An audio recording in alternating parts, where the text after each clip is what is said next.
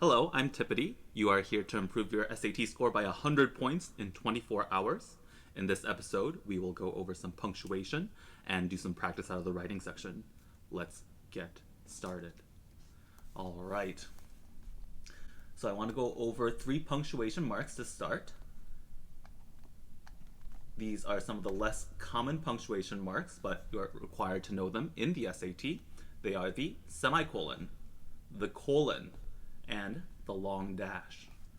Let's start with the semicolon. So the semicolon connects 2 complete sentences. So you'll need a complete sentence before and after the semicolon.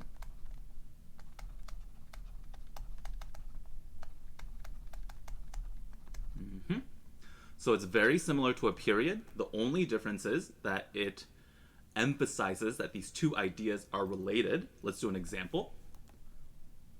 Let's make the first sentence, I am a Zoomer. So you could end this with a period. And let's make the second sentence, I am studying for the SAT on YouTube. Another complete sentence. But to emphasize that only Zoomers study the SAT on YouTube, you could use a semicolon.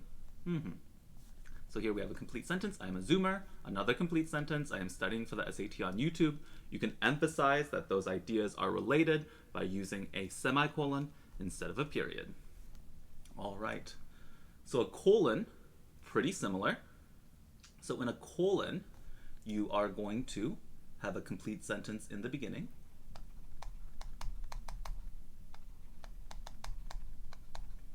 But then after, the most common way to use the colon is to have a list. But you can also just have a phrase or even another complete sentence.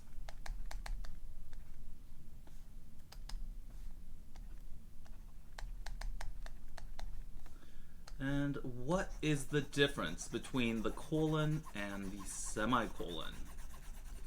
All right. So for a colon, you should always be able to replace the colon with the phrase, that is to say.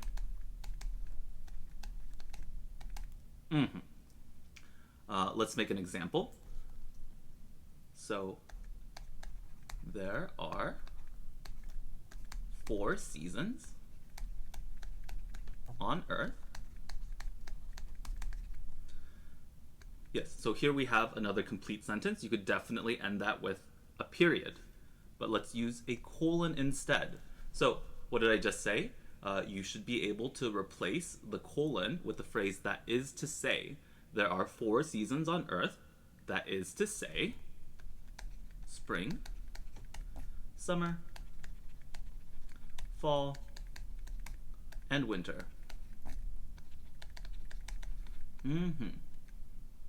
So here we have a list describing the 4 seasons. All right. And then finally, we have the long dash. I hope you guys are taking notes. If you want to improve your score, you better take your studies seriously. If you don't have pen and pencil ready, you should go ahead and grab that right now, I think. So, the long dash. The long dash is very versatile. There's a lot of different ways to use it. But in the SAT, the long dash acts almost exactly like a set of parentheses. That means it adds extra information. And specifically, it adds specific information about the word or phrase that it's attached to. Let's use that same sentence that we just went over. There are 4 seasons on Earth.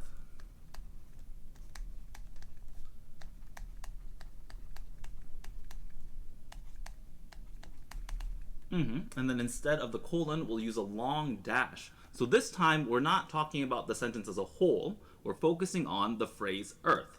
So if we wanted to add a little bit more information about Earth, you could say, the 3rd planet from the sun.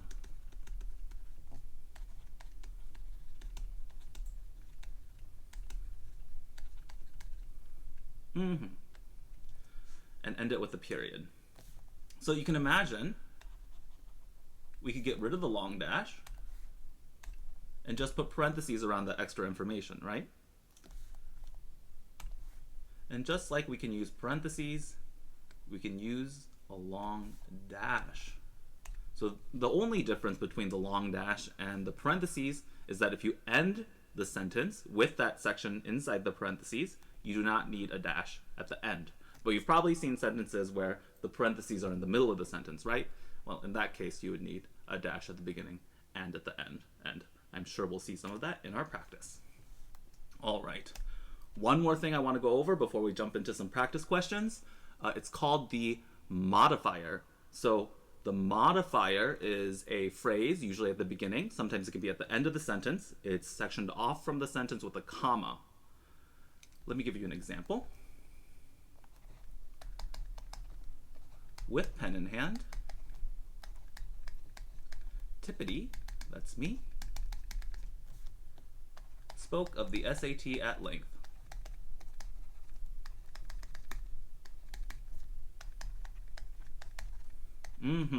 So here we have the modifier. It's right at the beginning of the sentence, and it describes me. It describes Tippity. So in the SAT, it's very important that the modifier is right next to the word that it is modifying. Otherwise, you have what's called a dangling modifier, which is a grammatical error. Yeah, so you can see here who's holding the pen, who has the pen in hand. Tippity has the pen in hand. So in the SAT, some of the incorrect questions or incorrect answer choices you might see here would be with pen in hand, the SAT was the topic of discussion.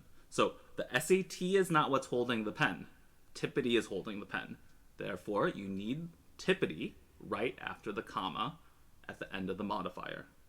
Hopefully that makes sense. Let's go ahead and jump into some questions.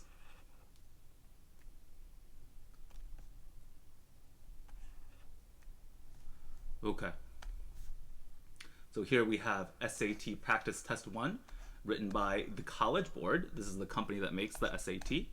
So these practice tests are very, very good.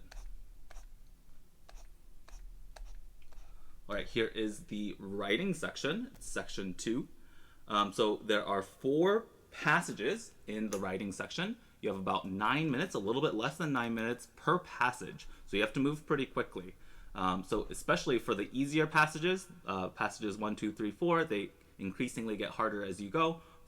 Definitely for the first passage, you should jump directly to the question, the questions, instead of reading the whole passage. All right, let's jump to question 1. So this one, the sentence is, given the solutions as well as the many health benefits of the food, the advantages of Greek yogurt outdo the potential drawbacks of its production. This one is idiomatic. It just wants to know if you know how people in America talk. Okay, so in America, do people say advantages outdo the drawbacks? Advantages defeat the drawbacks?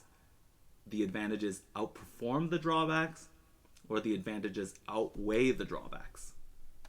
And the correct answer is D. Advantages outweigh the drawbacks.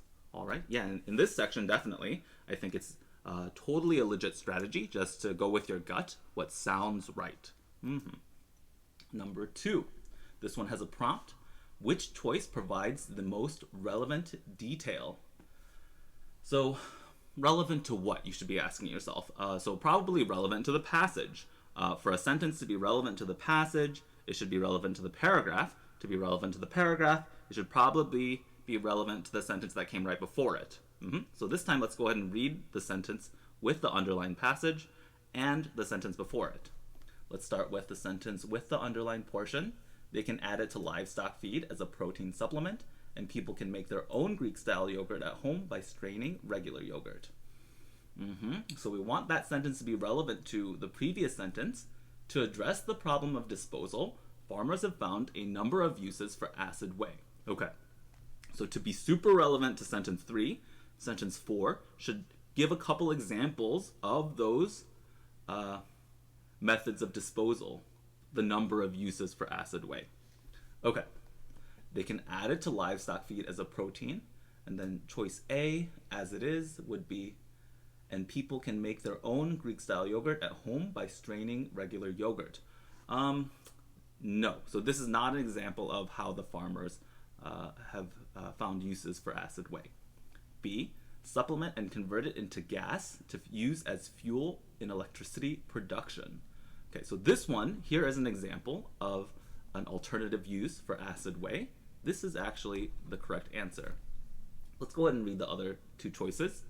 C, supplement. While sweet, they are more desirable as a food additive for humans. No.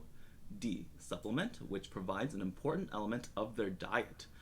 So when I work with students on their SAT prep, a lot of them will pick D, and that's because it's relevant to the sentence in itself, right? That sentence 4. They can add it to livestock feed as a protein supplement, which provides an important element of their diet. So that might seem okay, but what you have to realize is this passage is not about livestock. This passage is about Greek yogurt.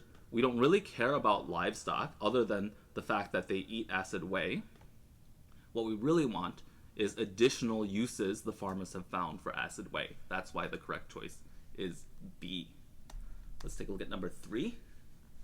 If it is improperly introduced into the environment, acid whey runoff can pollute waterways, depleting the oxygen content of streams and rivers as it decomposes. That sounds pretty good. Let's go through the 4 choices. So B and D have apostrophes, which make waterways possessive. We're not talking about anything that the waterways own in this sentence, so we can eliminate B and D. So we're down to A and C, can pollute waterways or could have polluted waterways. So here I really like A, just because C is so ambiguous. If you say it could have polluted waterways, I feel like you're implying a lot of things that aren't super clear. I really prefer A. Can pollute waterways makes this sentence really, really clear. Number 4. Yogurt manufacturers, food scientists, and government officials are also working together to develop additional solutions for reusing whey. So here we have a semicolon. Hopefully you have written down in your notes that for a semicolon you need a sentence before and a complete sentence after. So here we can see yogurt manufacturers, food scientists. That's not a complete sentence. We cannot use a semicolon here. And for the same reason we can eliminate B, this part is not a complete sentence. So we're down to C and D. D just has way too many commas. C is the correct way to write a simple list. All right, moving quickly, number 5. So here we have a tough one. To make this paragraph most logical, sentence 5 should be placed. Okay, so the little dark block for question 5 is right here. It's referring to this whole paragraph. Let's zoom in a little bit.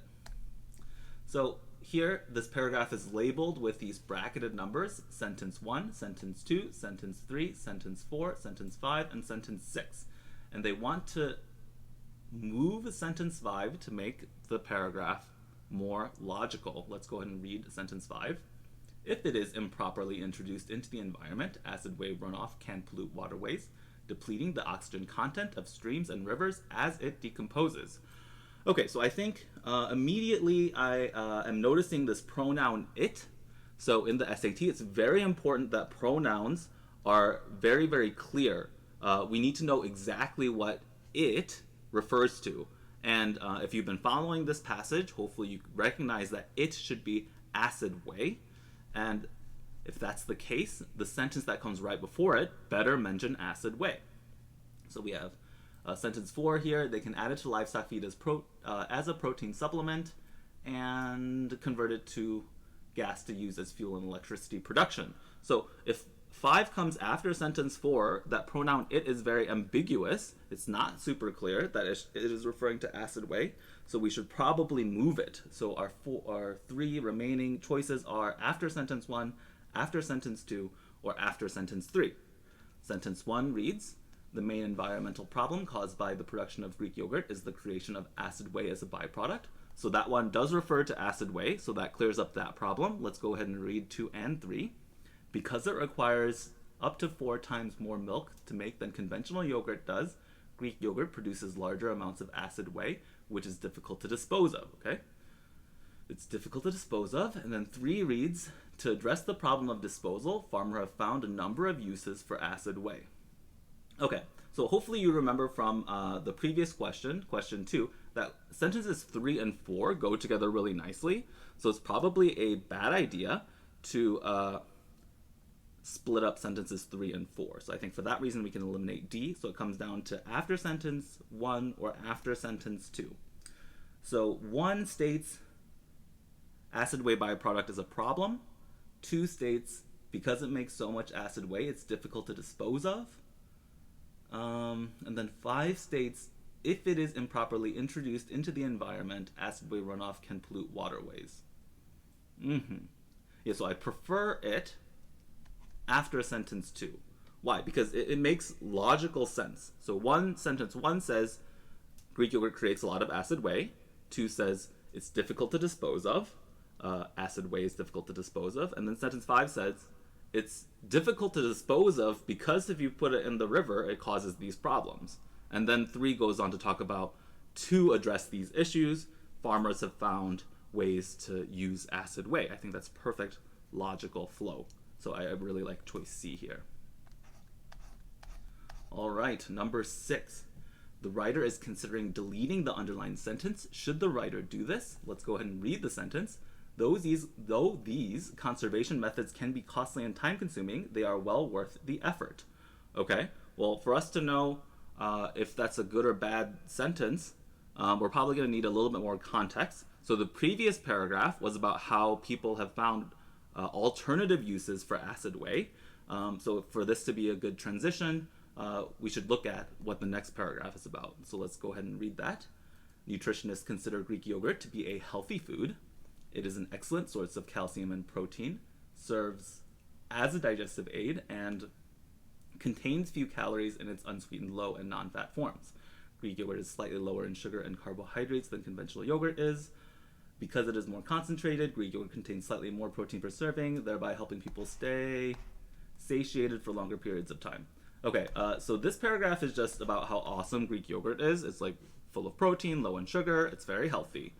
So the previous paragraph was about how hard it is to dispose, and the next paragraph is about how awesome Greek yogurt is. So let's think about this one. Does this sentence in question 6, does that transition between the two paragraphs nicely? Okay. Though these conservation methods can be costly and time-consuming, they are well worth the effort. Yeah, I think that makes a lot of sense. So we were talking about conservation methods before and how hard it is, but then it's worth it because Greek yogurt is so awesome. Let's read the answer choices. Yes, it should be deleted because it does not provide a transition from the previous paragraph. I definitely disagree with this one. I think that sentence is a great transition. Yes, it should be deleted because it fails to support the main argument of the passage as introduced in the first paragraph. So hopefully you guys are recognizing that this passage is pretty pro-Greek yogurt. Greek yogurt, a strained form of cultured yogurt, has grown enormously in popularity in the United States since it was first introduced in the country in the late 1980s. Pretty pro-Greek yogurt, and I think this statement is still pretty pro-Greek yogurt. So I think we can eliminate B. No, because it continues an explanation of how acid whey can be disposed of safely. No, we're transitioning out of that.